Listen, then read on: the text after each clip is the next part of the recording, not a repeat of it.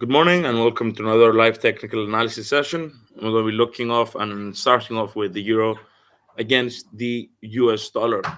So, first, we should dive into the release of the US CPI rates that were released during yesterday's American session. Now, the CPI rates on a year on year level, month on month, core, and headline all came in as expected, implying easing inflationary pressures in the US economy. Therefore, following the release, we have seen the counterparts of the US dollar gaining. So, weaker dollar has allowed the euro to move higher. So, our bullish outlook that we had from yesterday appears to have been validated. It broke above our resistance level of 1.0885, so we could maintain our bullish outlook. Look at the RSI indicator below our chart, registering a figure of 70, implying a bullish market sentiment. Now, in terms of our resistance level, it does appear to have been broken, but the pair now is moving slightly in a downwards fashion. Now, this could be a retracement, and it would be expected. The euro moved significantly higher during yesterday's trading session, so now we might see recouping, so moving slightly to lower ground before continuing on its ascent. As such, we could actually as well readjust our resistance level. So, based on the recent price action, this was the level of resistance that the pair found at 1.0895. So, simply switching only our R1 level to a slightly higher level, reflecting the new price action. So the new higher high that was formed. In terms of our support level, we could keep it at 1.0810, S2 the same, and S3. We would still maintain a bullish outlook as our upwards moving trend line continues to be validated and has not been broken. Furthermore, we could also create the formation of a new upwards moving trend line, further validating our bullish outlook. In addition to the RSI, Bollinger Bands and moving averages being tilted towards the upside imply a bullish market sentiment. Now, for today, I would not be surprised at all to see the pair correct lower, perhaps to the mid range of the Bollinger Bands or this new upwards moving trend line. So, moving lower, finding some support, and then continuing on its ascent. From a more macro perspective, we would maintain a bullish outlook for the particular pair. USD JPY. So we've seen the JPY move away from intervention territory, broke below RS1, even RS2 level as well, and has recouped slightly. So market correction. I would not be surprised to see it continue moving lower. In terms of the JPY, the GDP rates for Japan came in lower than expected, which might be an issue for the JPY. Yet we are seeing it capitalize on a weaker dollar. In terms of support and resistance, I would readjust my new R2 level coinciding with this high. I would keep S1, which now becomes R1 at 155.25. I would have to readjust S1 to this lower low, and then I'd have to bring my S2 level even lower, reflecting this old low. So readjustment for support and resistance levels as well. For S1, we could place it at 153.65. As you can see, reflecting this low. For S2, 152.20 would be sufficient, and then we would have to find our support level at S3. For finding our support level at S3, we're looking at historical price action. So placing it here would be too close to potentially our S2. But when looking at it, it actually is far apart. Let's measure the distance between S1 and S2. So 134 pips. S2 and S3, 122 pips. That's all right. So it appears to be a bit equal, perhaps a bit larger from the S1 to S2, but maintaining overall an equidistant between our support and resistance levels. For S1, so we just need to readjust our text labels 155.25. For our 156.60, rounding that up for our R2 level. Old R2 becomes R3.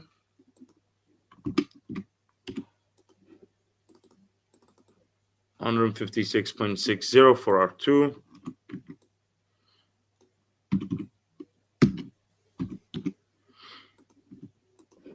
We will also have a look at the Aussie. So we need to readjust. This becomes S2. S1 becomes 153.65.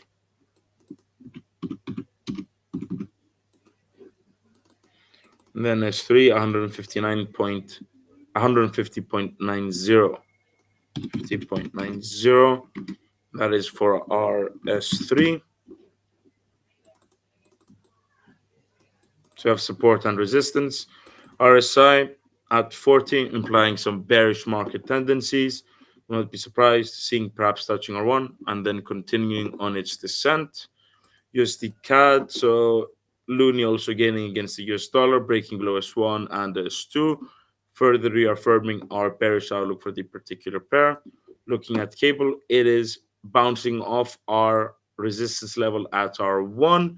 Perhaps we should have placed it slightly higher, 100, 1.26999 or 1.270.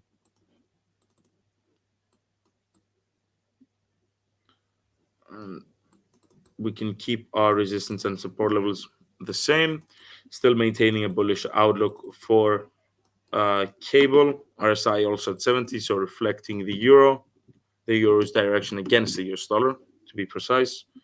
Upwards moving trend line remaining intact, further supporting our theory. Bollinger Bands, moving averages as well, tilted towards the upside. So bullish outlook. Perhaps a small market correction to the mid-range of the Bollinger Bands, roughly at, I'd say, perhaps the 1.259 level before moving higher. Looking at the Aussie, we had Australia's employment data that was released earlier on today during today's Asian session. So the Aussie perhaps gained against the US dollar after the CPI rates, but is now potentially reversing direction if we look at the 4-hour. Now, Australia's employment change figure came in better than expected, yet the unemployment rate ticked up to 4.1%, if I'm not mistaken, implicating and showcasing a loosening labor market in the Australian economy, which could be weighing on the Aussie. The RSI is still at 65, so it does imply some bullish tendencies remain. Now, when looking at the Aussie, we should also note China's industrial output rate is due to release in tomorrow's Asian session, expected to improve to 5.3 or 5.4% from 4.5, which could also support the Aussie, as if industrial production increases, demand for raw materials stemming from Australia could potentially increase as well, thus potentially providing some support for the Aussie. In terms of technicals, we can flip our R1 level to now become support. So we have resistance turned to support. S2 can be placed slightly higher. We can keep old S3. So this becomes resistance now turned to support at S1.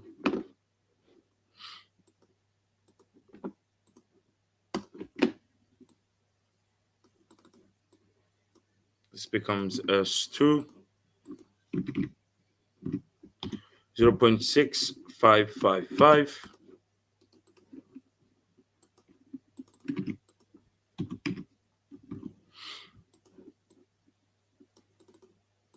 S3 0.6455,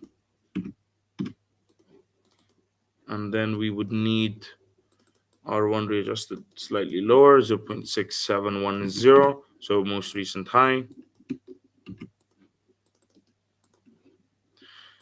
The Aussie could also be correcting to lower ground before continuing on its ascent. Overall, I would still maintain a bullish outlook as well for the Aussie.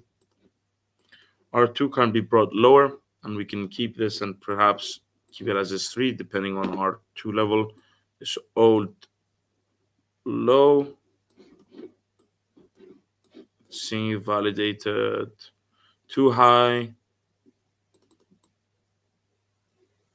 too far away from R1. No recent price action. There was here, but this old low, so we're keeping it at that level.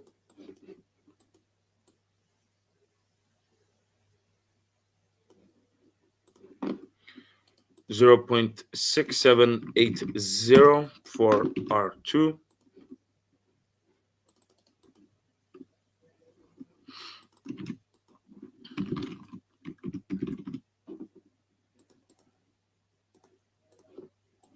So we have R1, R2, and R3.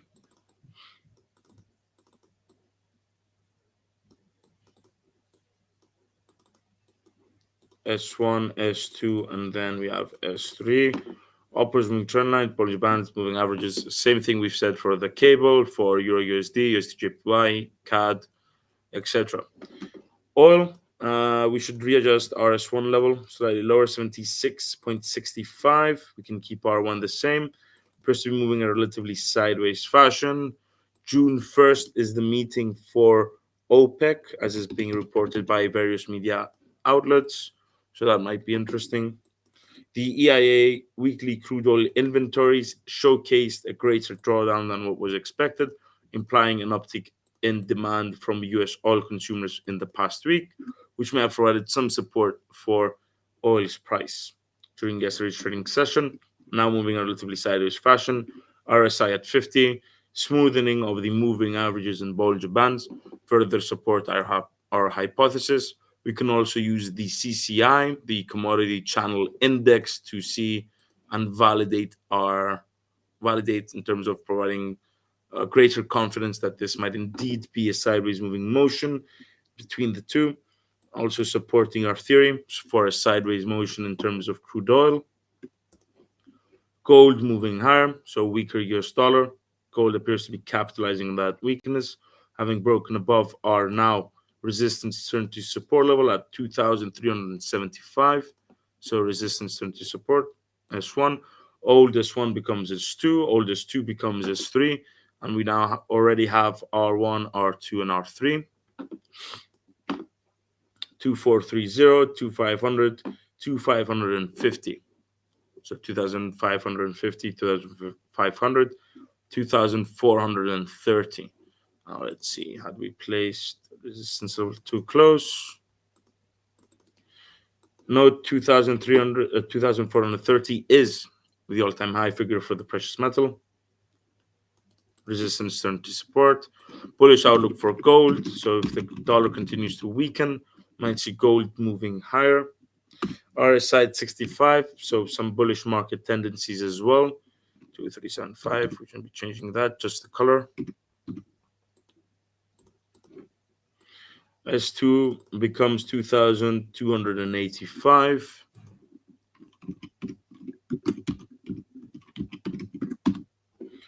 S3 becomes 2228.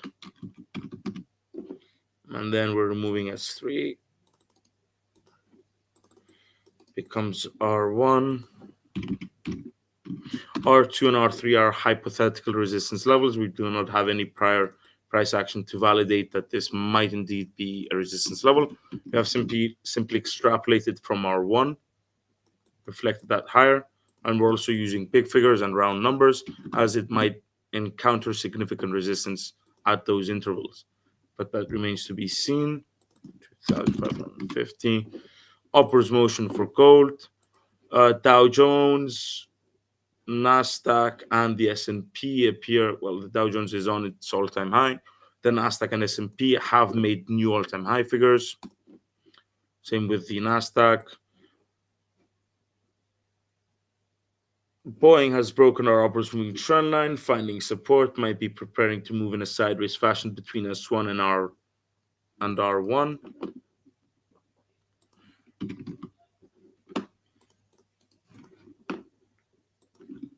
Technical supporting is the RSI, Bollinger Bands, and moving averages, smoothening out, implying low market volatility. So you have support and resistance. Still not a bearish outlook for now in terms of technicals. Nvidia earnings next week, moving higher, capitalizing perhaps on expectations that the Fed's hawkish stance may begin to ease. So we might be seeing more of a dovish sentiment emerging from Fed policymakers. IBM bouncing off our S3 level of 166.70. Not bearish, but perhaps slightly sideways, narrow range, waiting on the next direction. ExxonMobil recouping slightly as well. Let's see. So we've done.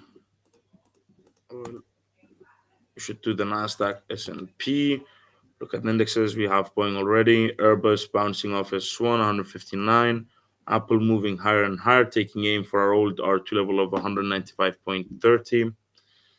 Netflix bounced off our S1, broke even above our R1 level of 584.05. Bullish outlook for Netflix, RSI at 62. Moving averages slightly tilted to the upside, gaining some momentum, needs to break 631 of our resistance at our 2 level for a bullish outlook to continue. Let's see if we have anything interesting. Coca-Cola, Ferrari, Intel, JP Morgan, Reddit, Amazon. Amazon, always nice to see. Note how it is bouncing off RS1 level of 183.25. So we had placed that together. Bullish bands moving towards the upside, bouncing off S1, RSI at 50. Not a bullish outlook just yet. Sideways between 183.25 and 190.25. Supports and resistance. Breaking above R1, constituting a bullish outlook for us. Breaking below S1, but constituting a bearish outlook. So if it breaks above or below, you have a bullish or bearish outlook based on where it goes. So breaking below S1, constituting bearish, breaking above R1, constituting a bullish outlook. Up until then, sideways bias between S1 and R1. Home Depot breaking above R1 level that we had, 348.35. So bullish outlook for Home Depot as well. Now it did break below our upper swing trend line, which was a bit of a concern, but the Bollinger Bands and moving averages seem to be tilted towards, the Bollinger Bands seem to be tilted towards the upside. We might be seeing a crossover.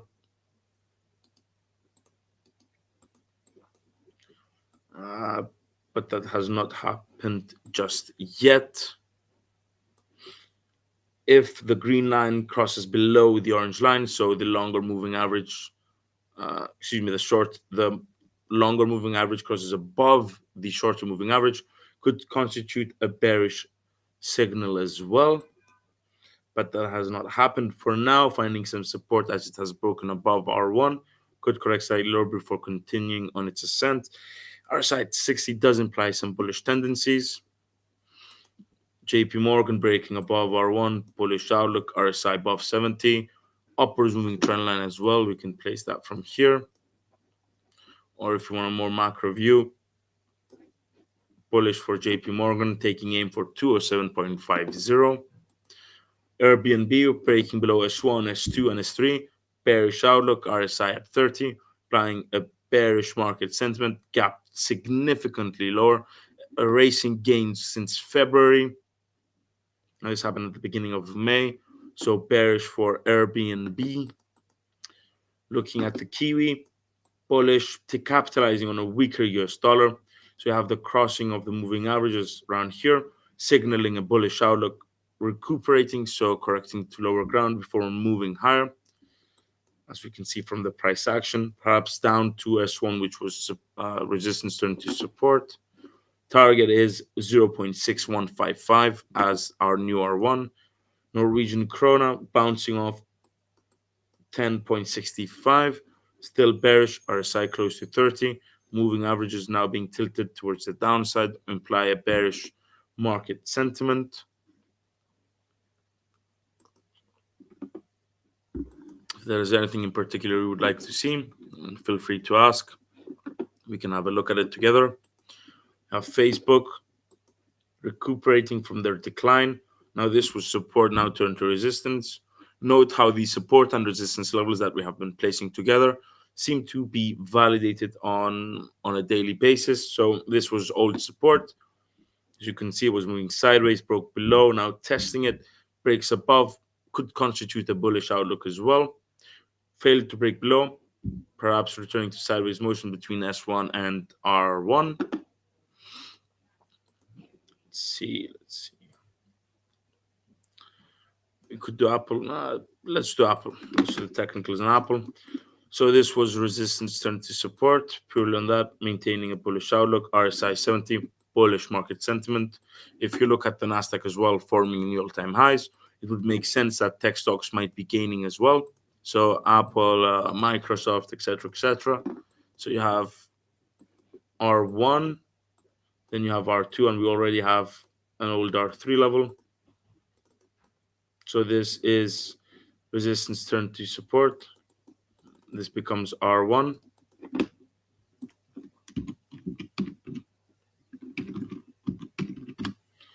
So R1 195.30, 212.20 becomes R2. R3 becomes 228.85.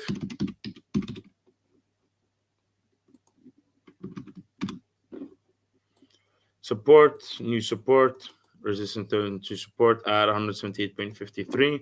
Oldest one becomes S2, and then 155 as S3, but might be best if we ignore 155 and take aim for 144.35, just in case we see an unprecedented move or something that is of large volume, which could easily break our 155 level.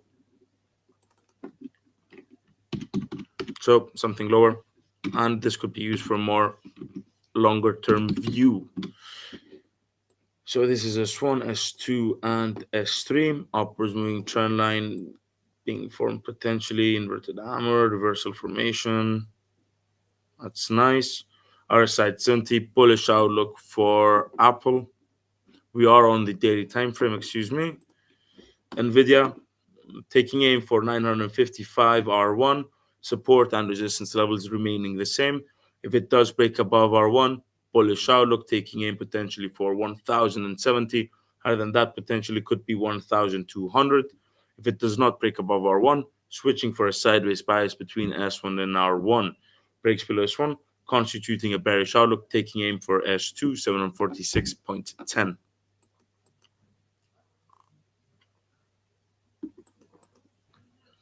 See, so we've done that. So we said the Nasdaq forming new all-time highs. So new all-time high figure now turned to support level, 18,500K, 18K 5,000, then 17,800 as our newest two, and then S3 would be our oldest one level.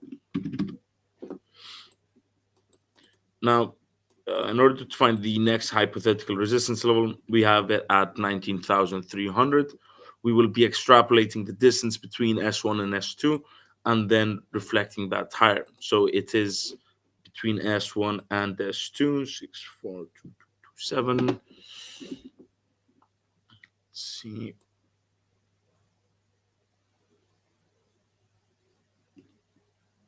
19,930. 19,930 as R2.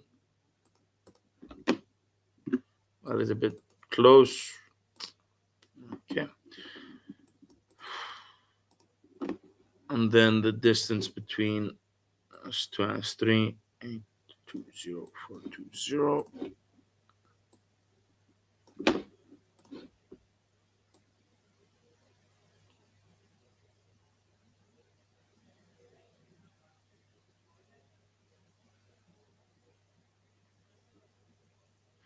Roughly around the 20,750 mark, rounding that up as well.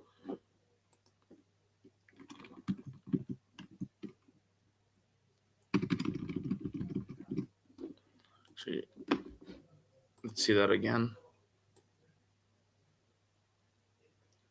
826.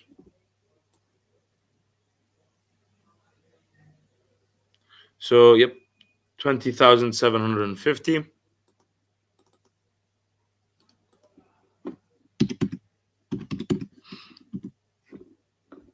For the Nasdaq 100 in particular, for the Nasdaq, in terms of S1 and S2, for me to find my next hypothetical resistance lines, given that it is an all-time high figure, as you can see, I do not have prior data, and it is indeed an all-time high figure. We need to extrapolate. What I would do is extrapolating the distance between the existing support levels and then reflecting them higher. Theoretically, the distance between S1 and S2 could be validated within R1 and R2. So we have seen that the index has found support and resistance between these two levels, which was of equal of a particular distance. And then reflecting that higher, it could also simulate the next level of resistance, the next level of hypothetical resistance, although it is purely hypothetical. For example, the index could find is finding some resistance here, 18,634. It could find it at 18,800. It could find it even higher, slightly higher, or even lower. What I am doing is trying to figure out a pattern, so between S1 and S2, so that my resistance levels are of equal distance. If it does find resistance, that's great. If it doesn't, we will have to readjust our resistance levels. Essentially, it's a bit of guesswork, but seeing the recent price action, so the candlesticks in terms of the daily chart, you can see in this day it's moved roughly, has moved hasn't moved in terms of a significant movement. We haven't seen a large candle. For example, I haven't seen something similar to this. We look at the Nasdaq, it's slightly smaller. So it's smaller incremental changes in the price of the index, thus placing something that is in between S1 and S2 in terms of R1 and R2. So taking that distance and then flipping it higher, we might potentially find some resistance levels. Now, we're also taking into account the psychological impact of round numbers on traders. So, hedge funds and institutions most likely do not use cents or dollars, they use big numbers. So, 18.5K, significant resistance level, perhaps. 19.3K, potential resistance level.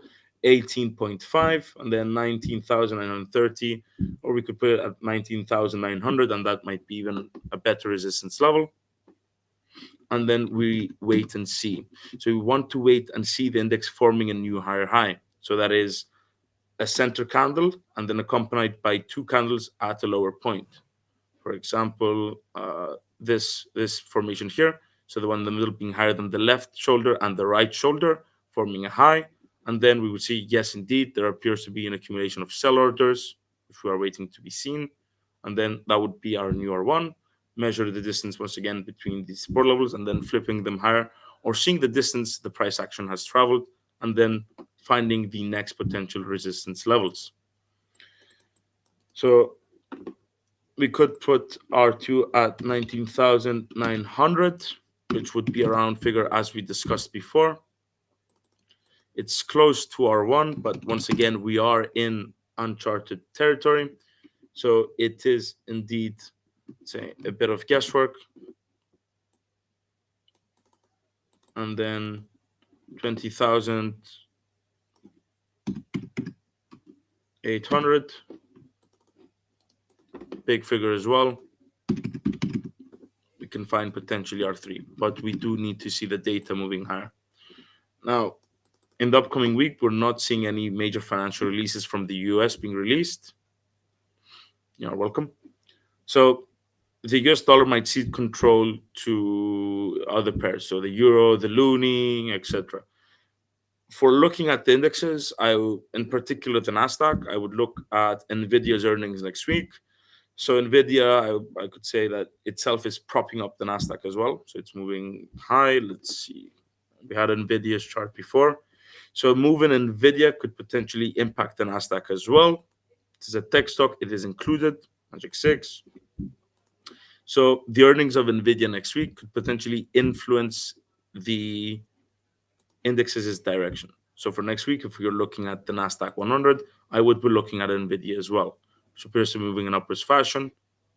62 at the RSI. Some bullish tendencies, might meet some resistance.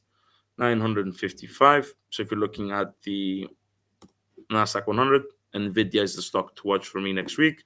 If you're looking at the Dow Jones 30, so the industrials, I'd also have a look at Walmart's earnings set to be released. Hasn't formed a new high, but it is moving higher. RSI at 70, so there is a theory that the Dow Jones is the first to react, followed by the S&P, and lastly the Nasdaq. So if the Dow Jones 30 is moving higher, perhaps it will continue moving higher as well. It has not formed a new all-time high level, though. That should be said. But we do have the S&P forming a new all-time high. So my next resistance level would be 5,400. But once again, when forming new all-time highs, it would make sense that people that potentially have been long may be taking part of their profit. So we might see a small market correction to lower ground before the index moves in its current upwards direction. So if we do see a bearish candle being formed within the next two sessions, so perhaps tomorrow or even on Monday, it would not be surprising. You have people potentially exiting positions, perhaps people going short, market correction, and then might continue on its ascent. And unfortunately, that is all the time we have for today. Thank you very much for watching, and we'll see you all next week.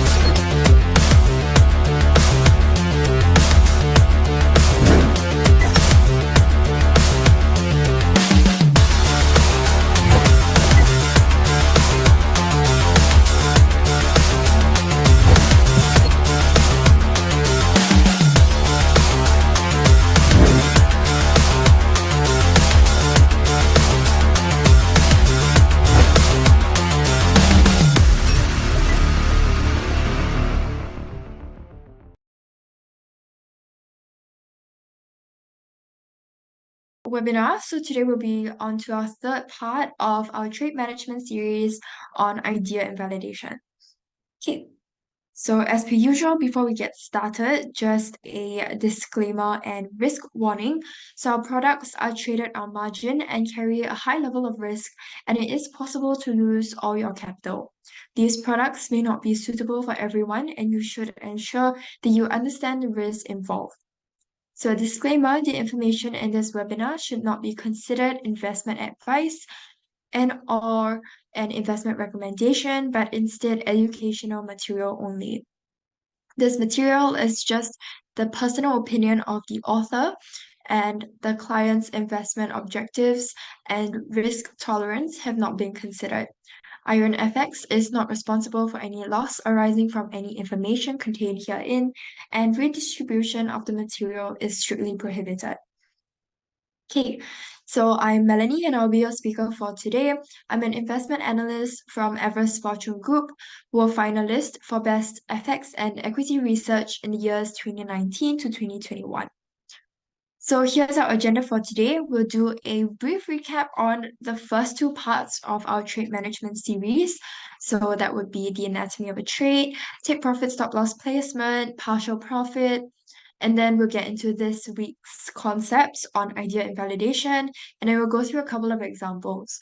So once I'm done with the slides, then we can look at a couple of live analysis charts. So feel free to pop in any of your requests for any currency pairs or commodities that you guys would like me to go through, and I'll be happy to go through them after I'm done with my slides.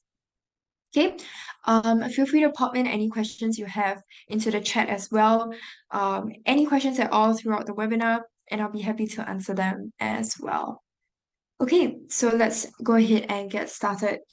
So firstly, we have anatomy of a trade. So of course, you have the basics, your entry, whether you are going in for a sell entry or a buy entry, you still have to pick a level of entry, followed by your stop loss levels as well as your take profit levels.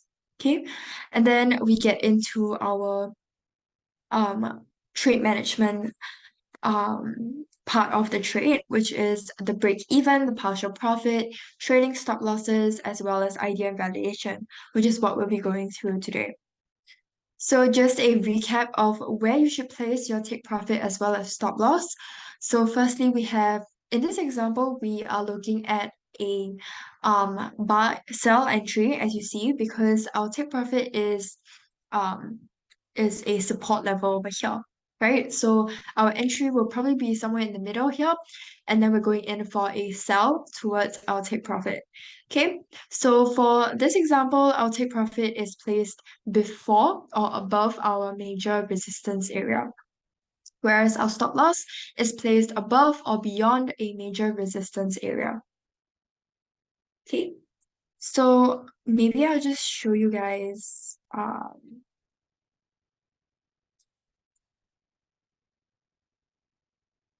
I'll just show you guys some tips and tricks if you are a beginner and you're just starting out.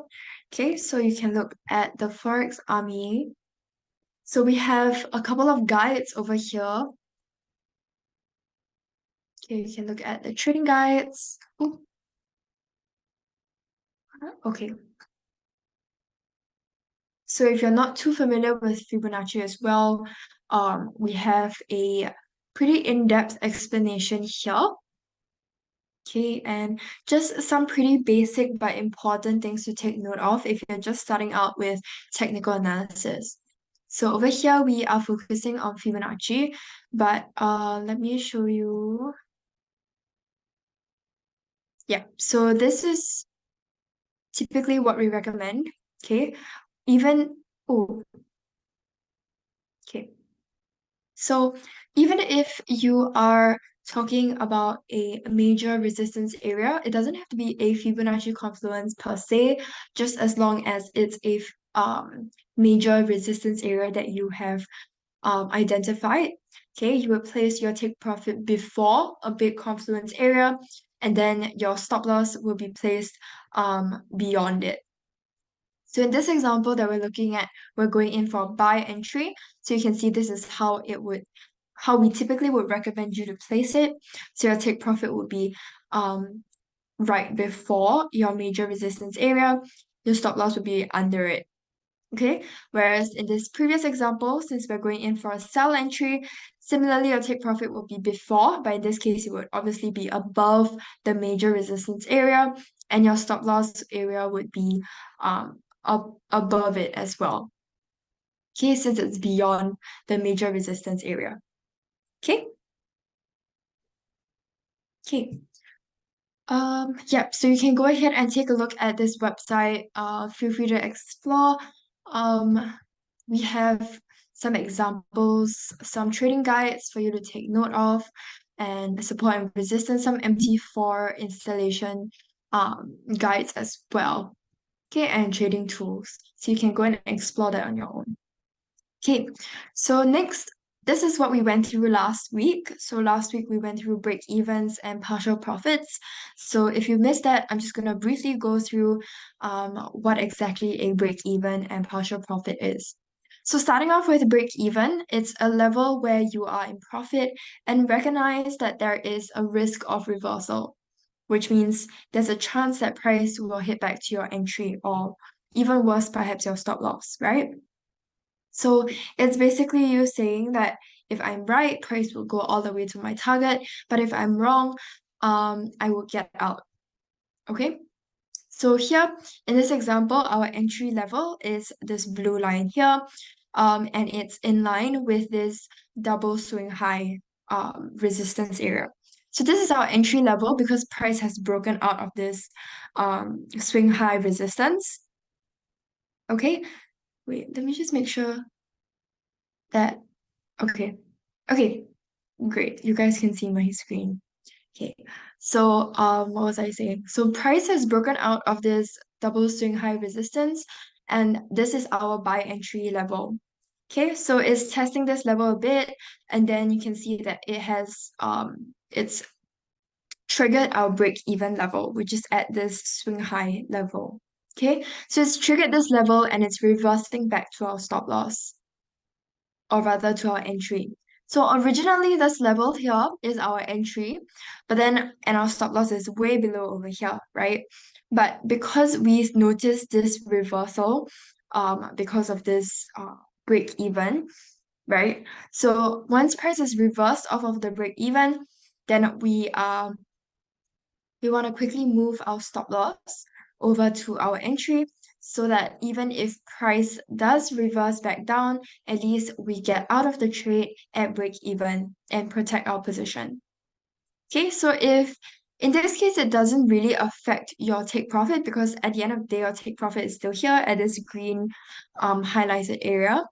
So it doesn't affect anything in terms of your take profit, but it protects your position and it ensures that even if price continues to rise to your take profit, then of course that's great and you would make a profit. But even if it reverses back down, which it is threatening to do, since it's testing our break even level, we're at our position is protected over here. Okay, so here's a example from a chart. So our entry level in this case is a swing low. Okay, it's at this swing low at 0.68314. Okay, and we are noticing that we do have a Fibonacci projection level. So Fibonacci projection, I'll go through it a bit during our chart analysis, but basically you're looking for a flash kind of shape. So you see here, there's like a lightning bolt shape, okay? And for that we use 61.8, 78.6, as well as the 100%. And we're noticing that the 100% Fibonacci projection lines up with our entry, okay?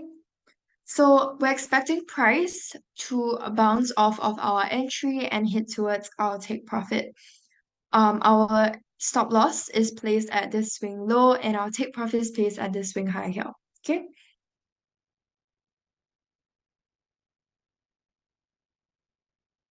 So over here, we're noticing that we have a couple of levels that are lining up with our partial profit. Um, okay, that are lining up at this level. Okay, so this level is what we call our partial profit, and I'll get into that a bit. But basically, we see this 23.6% and this 38.2% Fibonacci retracement are lining up nicely. Okay, so we're labeling that as our partial profit that's somewhere in between your entry and your take profit. So we see that price has nicely reversed off of our entry, just as we expected. Okay, and it's headed towards our take profit, but it's currently touching our partial profit. Okay, so now what we do, since price has already touched our partial profit, we saw with our break even, we're moving our entry towards our stop loss. So this way even if price reverses off of our partial profit, which could happen since this is a confluence area. Okay, confluence area basically means that if there are two or more Fibonacci levels that are lining up in that same area, that just basically makes it a confluence area. Especially because at our partial profit level here, we have two swing lows at this level as well. Okay, so that makes it a pullover um, resistance level as well. Okay, so we could see price testing this level here. And yeah, so we are moving our stop loss to our entry so that if it does reverse, we can get out at break even. But we've also made partial profit over here. Okay, and if you see over here, price actually did reverse off of our partial profit level, and it reversed and it headed back down to our entry and stop loss. So this way we got out of the trade at break even, and even with actually a little bit of profit. Okay, I hope this is clear. Okay, now let's take a look at idea invalidation, which is our focus for this week. So idea invalidation um, is usually placed before your stop loss level. Excuse me. So it's usually placed before your stop loss, and it's the level which you basically admit that your initial trade idea was wrong and you want to get out of it ASAP. Okay, so idea invalidation, or rather invalidation, basically refers to the whole process of testing the validity of your trading idea or your hypothesis. So be it whether you are going in for a buy or a sell.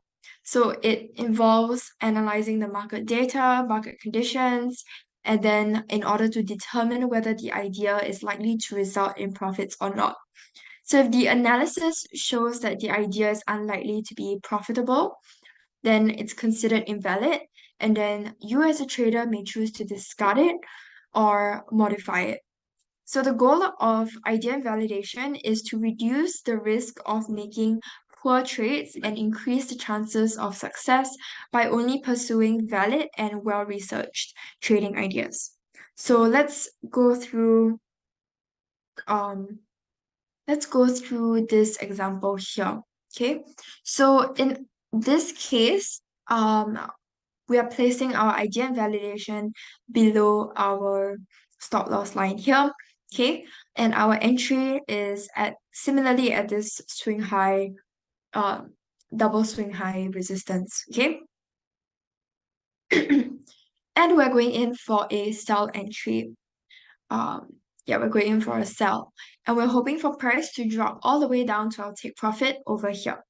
Okay, so notice how previously I mentioned that we place our take profits before major confluence areas. So in this case, we have three swing lows that line up nicely. So this is typically considered to be a major support area. Yeah, so that's why we place our original take profit or our take profit before that level. Okay, so so we're seeing price nicely reverse off of our entry as we expected, and it's heading towards our take profit. Now we see it reverse and it's actually heading back up towards our entry. And the point where we decide that we want to get out is at this idea invalidation part. Okay, so at this idea invalidation, then we will quickly move our take profit in this case to our entry. So previously we were moving our stop loss to our entry for break even, and now instead of that, we are taking our take profit and we're moving it to our entry instead. Okay, so it's pretty similar in logic, just that we have different names for it, I guess. And yeah, and it's basically the point where you admit that you're wrong and then you move your take profit to entry so that it gets you out of a losing trade. So you can see in this example that we were able to get out of it at break even before price rose and further and would have stopped us out. Okay. So yeah, so idea invalidation refers to the process of evaluating a potential um trade idea and determining if it should be disregarded or acted upon. So essentially, it's a way of determining if a trade idea still holds up in light of new information or market conditions. Okay, so here's how the process of idea invalidation typically works in trading. So firstly, you will have the initial trade idea, and the trader has the initial idea would be about a potential trade that's based on their analysis of market conditions, technical indicators, or other factors. Next, we have evaluation of the idea. So the trader has an initial idea about the idea, right? So then they will evaluate the idea by looking at current market conditions and other um relevant data, okay, such as economic data to determine if the initial trade idea still holds up.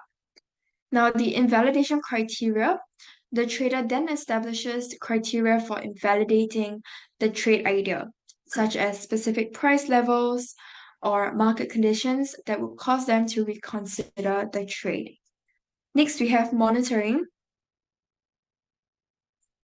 So, of course, after moving your stop loss levels or your entry levels, or your take profit levels rather, then you would have to monitor the market and the security in question to see if the invalidation criteria are met. And then invalidation, so if they are met, then the trader may choose to either exit the trade or adjust your position in the ways that we've mentioned earlier. Okay, so if the criteria are not met, then obviously the trader might continue to hold the position or you can even add to it. So let's look at some examples on the charts. Okay, so firstly, we have our entry. Okay, so our entry is at this swing low here.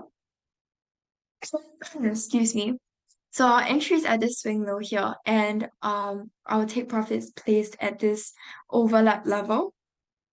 An overlap level is basically when there are bulls and there are bears that are respecting that area. So basically when there is a swing low as well as a swing high that line up in the same level. Okay, and we see that this level also lines up with a 50% Fibonacci retracement. Okay, so we've decided to place our take profit at that level, and we're expecting price to reverse off of our entry and hit towards our take profit.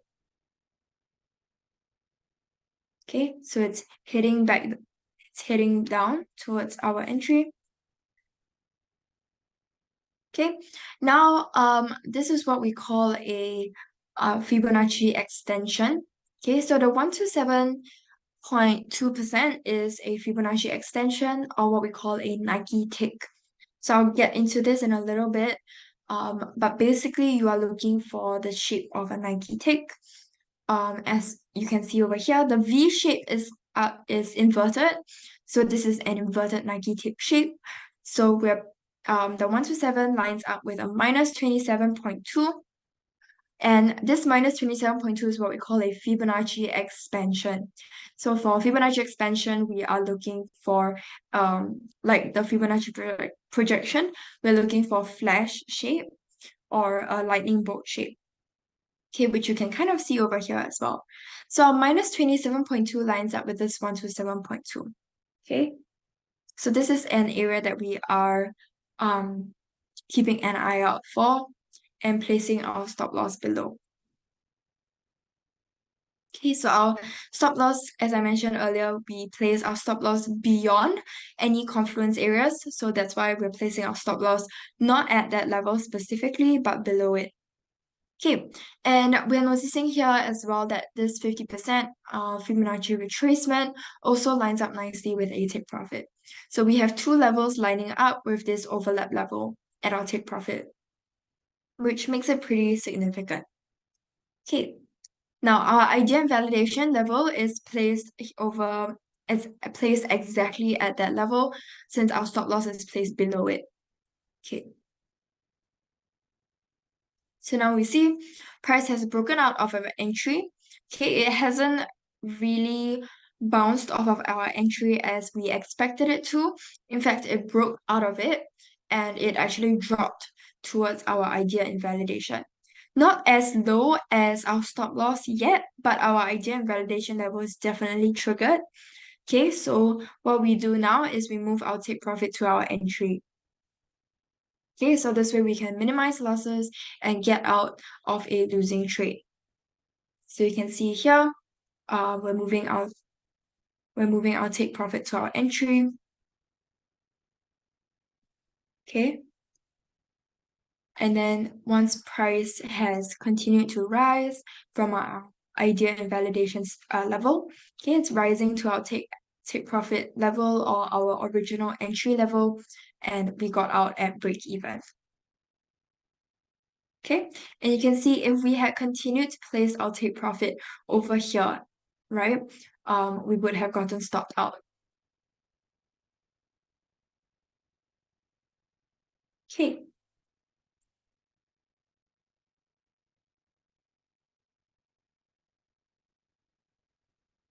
Okay, I think that's it for my slides. Now we still have half an hour left. Now let's take a look at some charts. Feel free to pop in any requests into the chat. Let me just um take a look at let me just open my charts.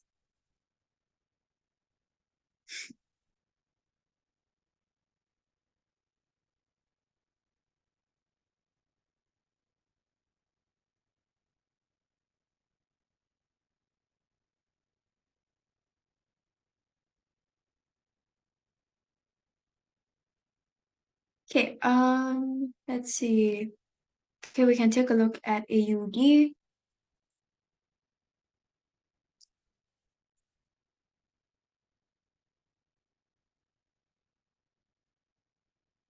Okay.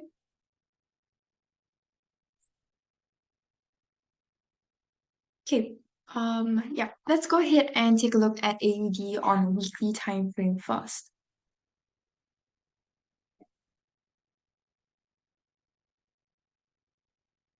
Okay, so on a weekly time frame, we see that the Aussie dollar is kind of moving in this descending trend line. Okay, so it is pretty bullish on a weekly time frame. If we look at the daily time frame, it does look pretty bullish as well. We also have a descending trend line.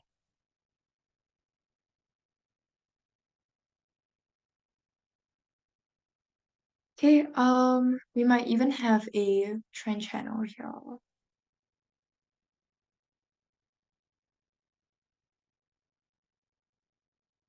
Okay, we kind of do have a descending trend channel as well. Um, Basically, for a valid trend channel, you need to have at least two touches on top and two touches below. Okay, at least.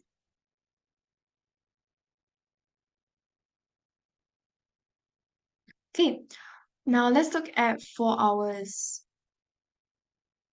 Or actually, on our daily time frame, let's plot out some levels that we want to take note of.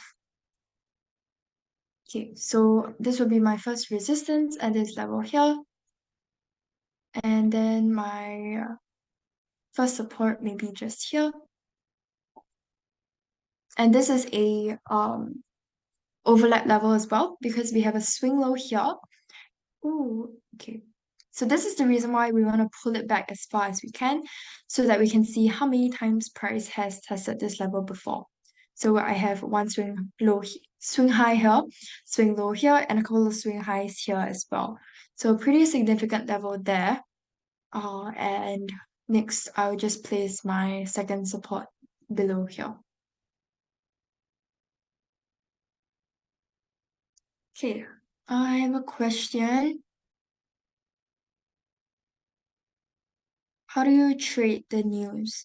Um, okay, so some one way that you can trade the news, let me just show you what we like to use. So you can, firstly, obviously, you would probably have to make use of a economic calendar.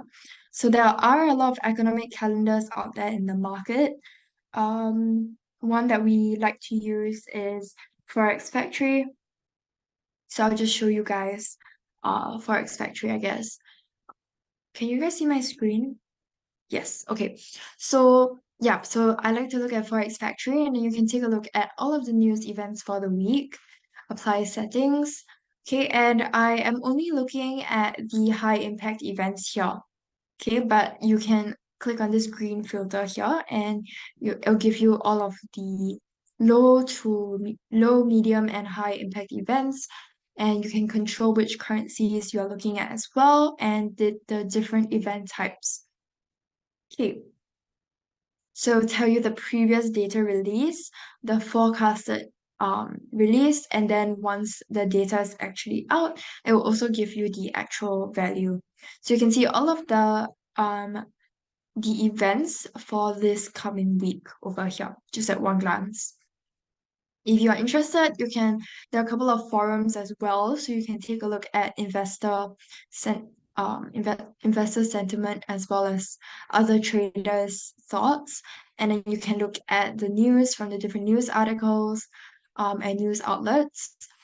And yeah, that's basically how you trade the news. Go ahead and read up on whichever that stands out to you. If you are trading euro, you could maybe look at or maybe AUD, let's say, right? So we had the cash rate yesterday, and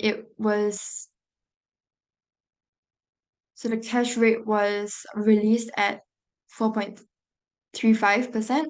But the forecasted was the same, the previous value was also the same. So we can see how this exactly impacted the markets. Okay, so we can see 2:30 p.m. on Tuesday. So we can see, maybe we'll take a look.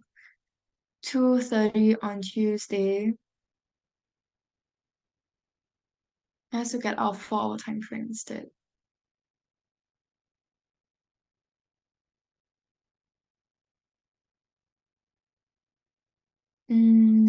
What's going on? Okay.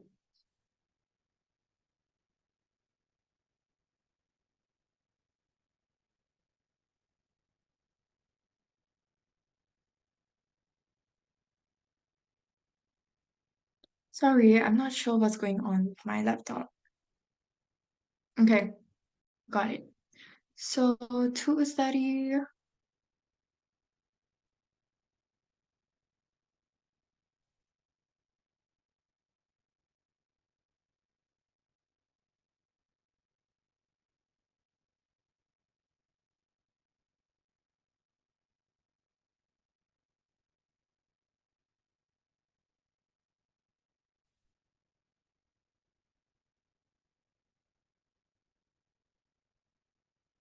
Oh, okay. Because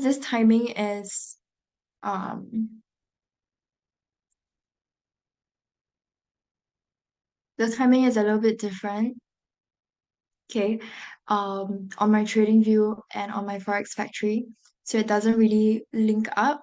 But if we look at the Tuesday, we can see how it impacted the charts, and you can see that price dropped over here and then started to pick up again on Wednesday. But this is on the 30-minute time frame. Okay. I don't think this had much of an impact since the actual data that was released is similar to the forecasted as well as the previous. But things like mm,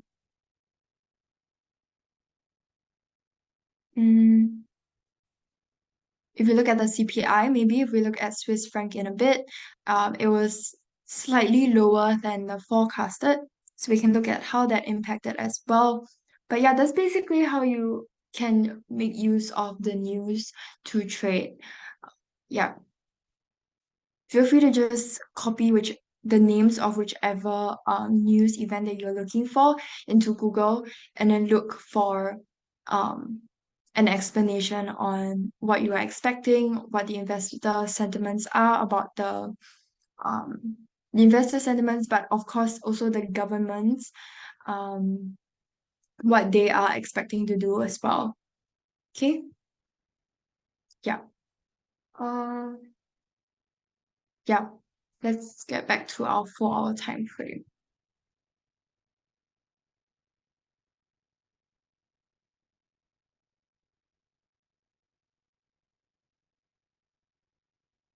Okay, so I'm going to place my first resistance here, and then my first support maybe just here.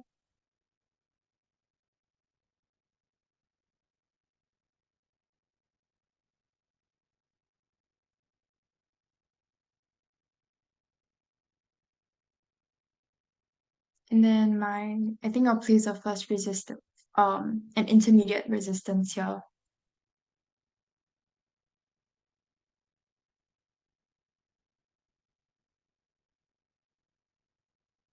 Yeah, so if you look here, it'll give you a list of all of the events that's happening for the week. If you want to know more in depth on each of the stories, you could maybe look at um, some of the um, news articles from this list here, because these are pretty up to date, like 1 minute ago. But of course, take all of these with a pinch of salt because it's from different news outlets around the world. So you can take a look at those. over here, or you can, like I mentioned, just Google some of these events.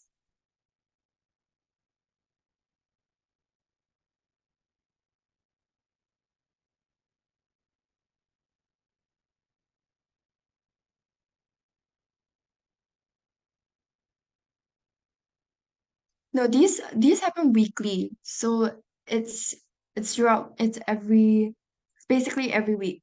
So depends on your trading strategy. So what I'm talking about now is a weekly time frame. So I'm looking at all of the news for that week.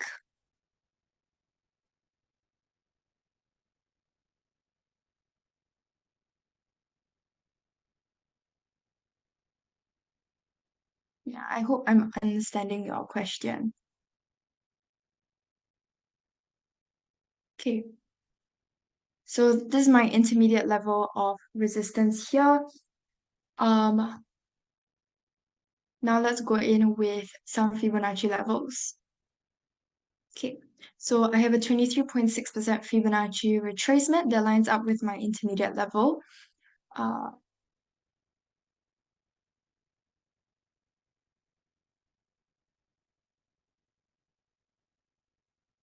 let's see if we have a projection. No.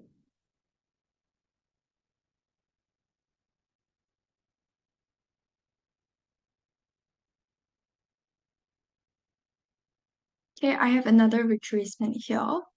Okay, my 38.2 lines up nicely. Um, 38.2 maybe, yeah, 38.2. So my 38.2 lines up with my first support. Let's see if we have anything else.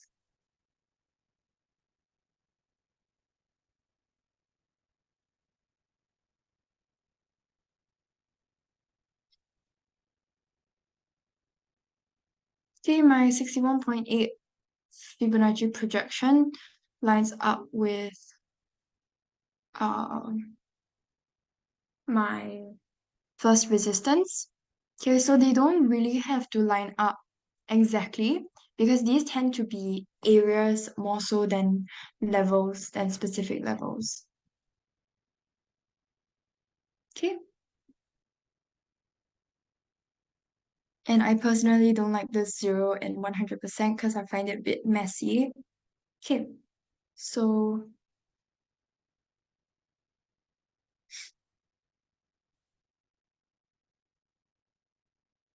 let's go in with our indicators now. So I like to start off with MACD and Ichimoku because at one glance you can see exactly what the signals are. Okay, so price is moving below the Ichimoku cloud, so it's giving us a bearish signal. And on our MACD, it's also giving us a bearish signal, which matches our analysis. Okay, and let's see another RSI maybe. Okay, RSI, we have price moving in a descending trend line. Okay, so it's also supporting our analysis. Okay, it's not really a trend line, but you can see over here that um there is a divergence. Okay, so over here price has made a higher high, and over here price has obviously made a lower high. Okay, so that's a bearish divergence.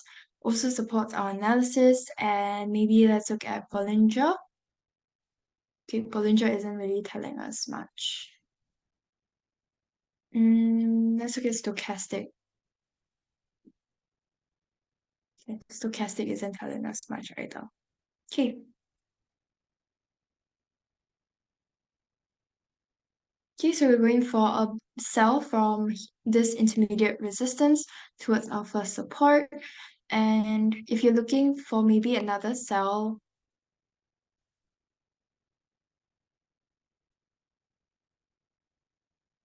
would go perhaps even until here.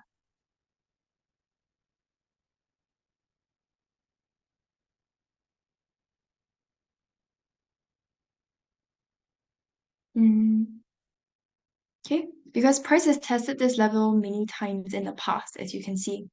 So price is typically attracted to such strong areas of um, resistance or support. In this case, of course, support. So once price breaks out of our first support, we should have enough downside confirmation that price will continue towards our second support. Okay. Yep, I can pop in the website over here. It's just Forex Factory.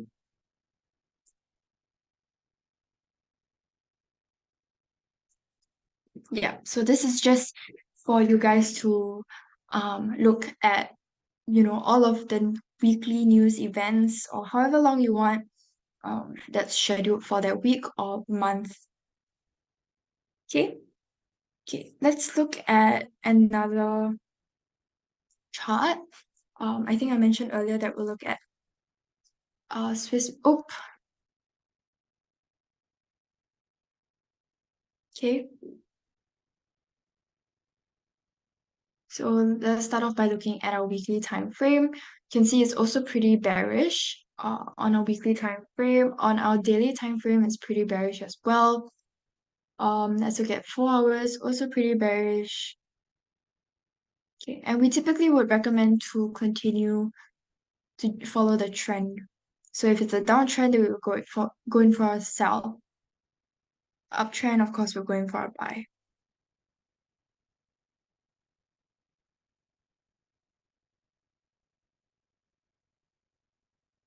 Okay, this is my first support, and you can see once again it's an overlap level of support. Um,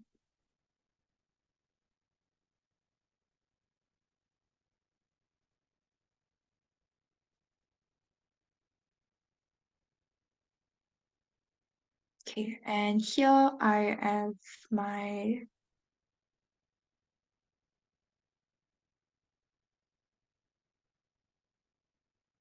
um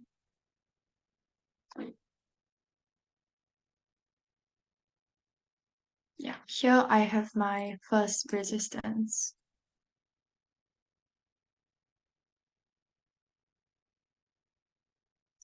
Okay, maybe I'll put a second resistance here as well.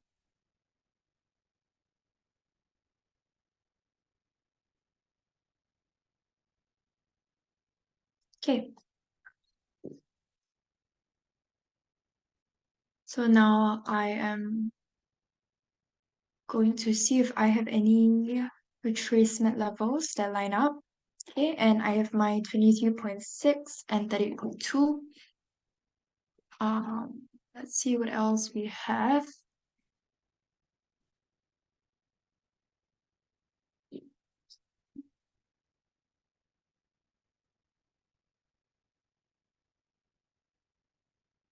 Okay, my 61.8 also lines up nicely.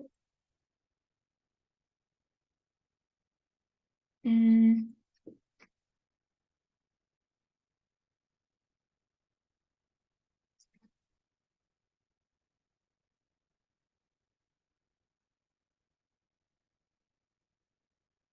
okay, my 100% 78.6 kind of line up as well. Oh, okay, but it's no longer valid because price has already broken past these levels.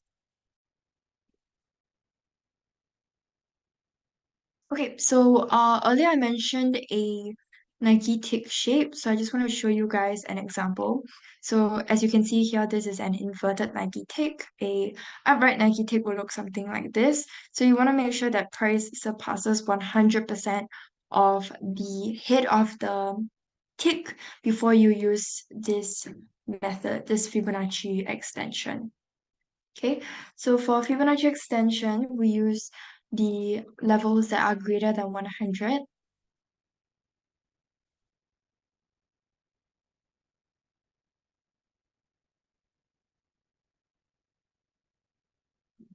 Okay, let me get rid of this.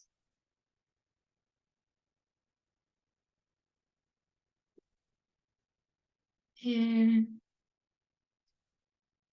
okay, we're using a retracement, and then we use the levels that are greater than 100%, so the 161.8 and 127.2.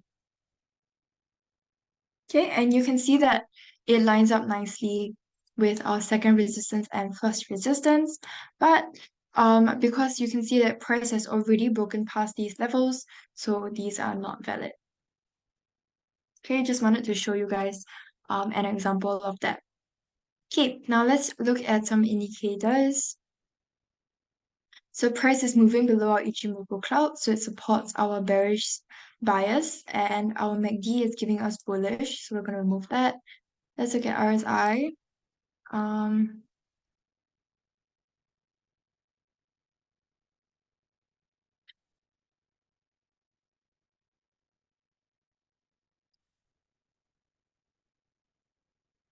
RSI is giving us bullish. Okay, so let's remove that. Let's look at stochastic.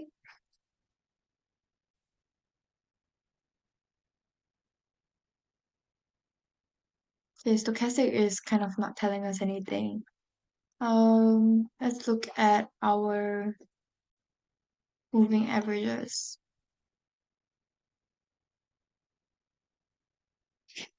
Okay, price is moving above our SMA but below our EMA.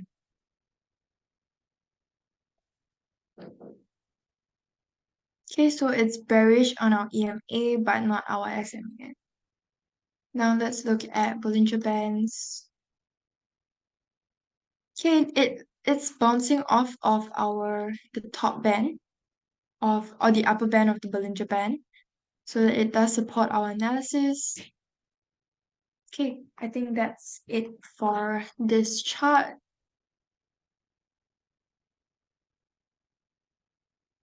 So we're going in for a sell from our first resistance towards our first support.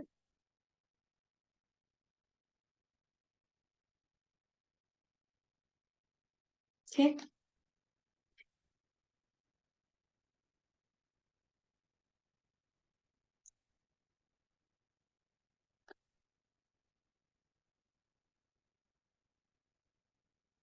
Okay, I think that's all the time that we have for today, but let me know in the chat if you guys have any other questions. Um, Let me just make sure I've answered all of them as well. Okay. Yeah, I think that's it for today. I hope you guys found this session helpful. And yeah, have a great rest of your week, and I will see you guys next week. Bye, everyone.